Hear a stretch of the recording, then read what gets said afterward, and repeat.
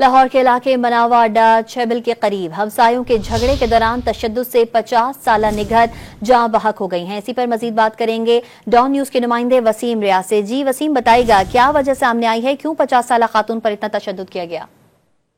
जी देखिए, ये थाना मनावा का इलाका है जहाँ पर खातून को तशद्दुद करके जो कत्ल किया गया है। मुलजिमा कौसर बीबी ने 2 खवातीन के साथ मिलकर 50 साला निगहत पर तशद्दुद किया, जो मौका पर ही मारी गई।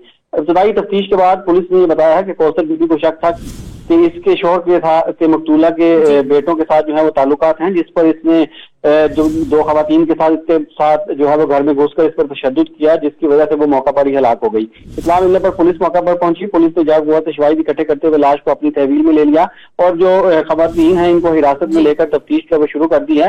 लाश को पोस्टमार्टम के लिए मुर्दा खाने मुंतकिल किया गया और मुकदमा दर्ज करने के लिए जो मकतूला का खावंद है अरशाद, उससे राब्ता किया गया, जिसकी दरख्वास्त मुकदमा दर्ज करके मजीद कार्रवाई की जाएगी। वसीम रियाज अपडेट कर रहे थे, आपका बहुत शुक्रिया।